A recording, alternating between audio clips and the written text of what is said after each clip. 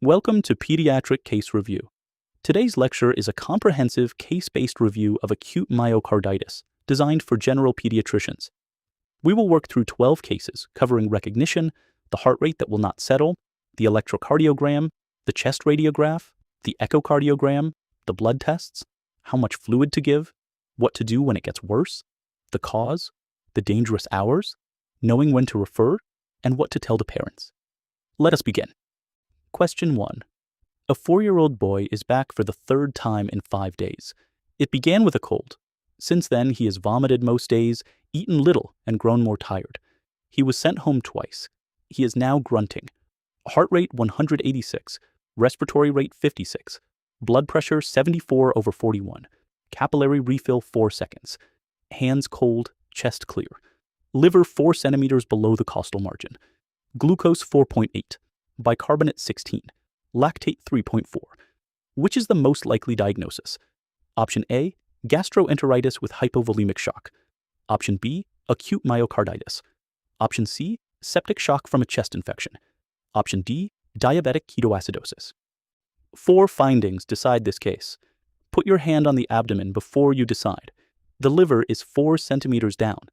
He is working hard to breathe, but the chest is clear. No wheeze, no crackles. The glucose is normal, and a few days of vomiting does not enlarge a liver. And a viral prodrome, then a rate that does not match how ill he looks. The correct answer is option B, acute myocarditis. A viral illness, then vomiting, lethargy, and a heart rate that does not match how ill the child looks. Fast breathing without wheeze, an enlarged liver, cold hands, and a pressure of 74/41, below the 70 plus twice the age threshold, complete the picture. That is congestion, and he is already decompensated. Myocarditis is called gastroenteritis, asthma, or sepsis far more often than it is called myocarditis. A normal glucose excludes ketoacidosis, and a few days of vomiting does not push a liver 4 centimeters down. Congestion shows in the liver first in a child, long before ankles swell or neck veins fill. Question 2. He is given paracetamol, and an hour later, a cautious 10 milliliters per kilogram of balanced crystalloid. The team reviews him 4 hours after arrival. His temperature has come down from 38.6 to 37.1. His mucous membranes are moist and he has passed urine. But the heart rate has not moved. It has sat at 180 for the whole 4 hours on a continuous trace. Which observation most strongly suggests a cardiac cause? Option A, a respiratory rate of 56 breaths per minute. Option B, a capillary refill time of 4 seconds. Option C, a blood pressure of 74/41. Option D, a heart rate that stays high after the fever and the dehydration are treated. 4 findings decide this case. 3 of these 4 are findings. 1 of them is a trend. Ask what each observation would do if the child simply had a fever and was dry. Both of the usual explanations have now been treated, and look at what did not change. The correct answer is option D, a heart rate that stays high after the fever and the dehydration are treated. Fever and dehydration raise the heart rate, and treating them brings it down within a couple of hours, roughly 10 beats per minute for each degree of fever. In myocarditis, the rate stays up and often climbs as the ventricle tires. Plot it. A flat line at 180 across 4 hours of good treatment is a cardiac sign, not a fluid one. The other 3 are real abnormalities, but each would also be explained by fever and dehydration alone. Question 3. An electrocardiogram is recorded while the team waits for the on-call cardiologist to call back. The registrar asks what she should be looking for and whether a normal tracing would let them stop worrying. Which pattern would be most typical of myocarditis? Option A, sinus tachycardia with small QRS complexes. Option B, a short PR interval with a slurred upstroke on the QRS. Option C, tall peaked T waves with a widened QRS. Option D, sinus bradycardia with a prolonged QT interval. 4 findings decide this case. An inflamed, edematous myocardium conducts a smaller signal to the skin. 2 of these belong to conditions covered in other episodes. Start with the rate, then look at how big the complexes are, and ask whether a normal tracing would let you stop worrying. The correct answer is option A, sinus tachycardia with small QRS complexes. Fast sinus rhythm with complexes under 5 millimeters in the limb leads is the commonest pattern. Look also for flat or inverted T waves, extra beats, and any degree of heart block. A completely normal electrocardiogram makes myocarditis much less likely, but does not exclude it. The short PR with a delta wave is pre-excitation, and peaked T waves with a wide QRS is hyperkalemia. Both belong elsewhere. Low voltage is easy to miss unless you look for it deliberately. Question 4. Because he is grunting and hypoxic, a chest radiograph is taken. The consultant asks the team to predict what the film will show before it appears on the screen. What is the film most likely to show? Option A, lobar consolidation in the right lower zone. Option B, hyperinflation with flattened diaphragms. Option C, cardiomegaly with pulmonary venous congestion. Option D, a normal film. 4 findings decide this case. The chest was clear on auscultation, which constrains 2 of these answers. Measure the heart against the chest, and remember the allowance is wider in a baby.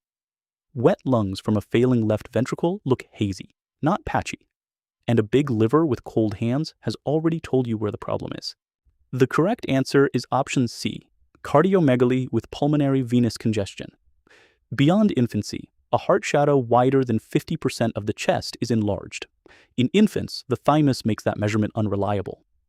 The lung fields look hazy, and the vessels look full, and that is congestion rather than consolidation. Lobar consolidation would have been audible, and hyperinflation with flat diaphragms is the film of asthma or bronchiolitis. A normal film does not exclude myocarditis, and a big heart is not always myocarditis. Cardiomegaly is a prompt to scan, not a diagnosis. Question 5. The cardiologist arrives with a portable machine and scans him at the bedside. The teen is asked what they expect to see and what the scan will rule out. What is the echocardiogram most likely to show? Option A, a large ventricular septal defect. Option B, a pericardial effusion with tamponade. Option C, severe aortic stenosis. Option D, a dilated left ventricle that contracts poorly. 4 findings decide this case. There was no murmur at any of the 3 presentations.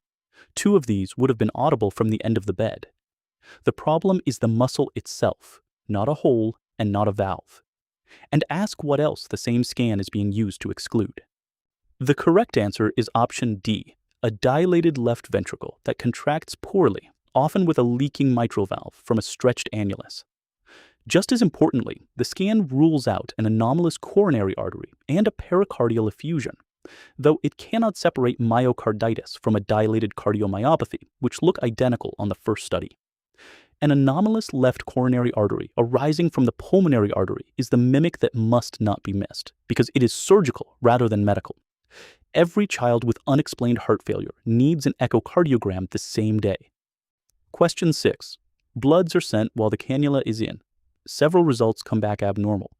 The registrar asks which of them actually tells her something about the heart muscle, rather than simply confirming that the child is unwell. Which result points most directly at the heart muscle? Option A, a raised troponin. Option B, a raised natriuretic peptide. Option C, a raised C-reactive protein. Option D, a raised blood lactate.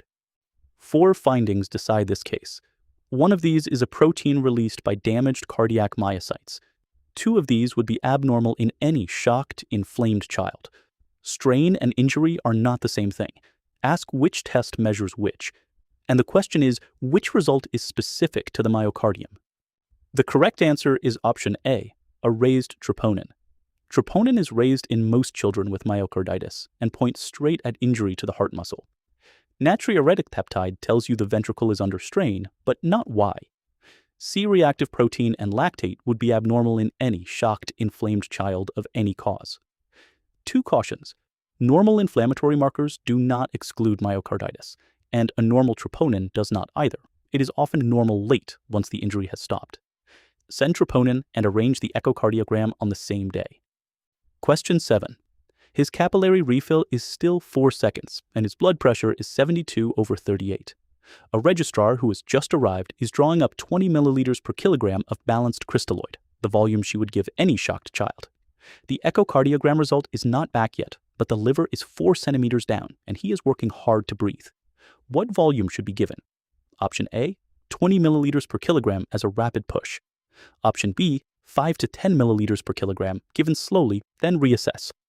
Option C, no fluid at all until an echocardiogram has been done. Option D, 40 milliliters per kilogram over an hour. 4 findings decide this case. A big liver tells you this ventricle is already receiving more than it can handle. He is still shocked, so doing nothing is not an option either. The safe answer is a small volume and a short interval, and ask what you would reassess and how soon. The correct answer is option B, 5 to 10 milliliters per kilogram, given slowly, then reassess. 20 milliliters per kilogram into a failing ventricle can tip a child into pulmonary edema within minutes, and that is the right volume for almost every other shocked child, which is exactly why it gets drawn up. Give the small aliquot over 10 to 20 minutes, then reassess the liver, the work of breathing, and the perfusion. If he gets worse, stop the fluid and start an inotrope. Waiting for the scan is not safe either. He is shocked now. Question 8. 10 minutes after the small bolus, he is worse. The liver is now 6 centimeters down, the respiratory rate has risen to 64, and his saturation has fallen to 89% in air. The echocardiogram confirms a dilated left ventricle with severely impaired systolic function. He is drowsy but rousable. What is the most appropriate next step? Option A, a further 10 milliliters per kilogram of fluid. Option B, intravenous furosemide alone and observe on the ward. Option C, start an inotrope and call intensive care. Option D, intubate and ventilate on the ward before transfer. 4 findings decide this case. The fluid made him worse, which answers one option for you. A diuretic treats the congestion, but does nothing for the output. Ask who should be in the room before anyone gives this child an anesthetic. And he is drowsy, hypoxic, and his liver has grown in 10 minutes. The correct answer is option C, start an inotrope and call intensive care. If the pressure is holding, milrinone is preferred because it improves contraction and reduces afterload without adding much to the work of the heart. But he is hypotensive, so start low-dose adrenaline first and add milrinone once the pressure holds. Milrinone alone lowers the pressure further and cannot be switched off quickly. High-dose adrenaline is the opposite error, raising oxygen demand in an already injured muscle. Furosemide has a place alongside, but a diuretic alone leaves the low output untreated. And the most important point, induction of anesthesia is the most dangerous moment in this illness. The most experienced person does it, with inotropes already running and intensive care present, not on the ward. Question 9. He is transferred and stabilizes on milrinone. His parents want to know what caused this. They ask whether it was something he caught, whether the family should be tested,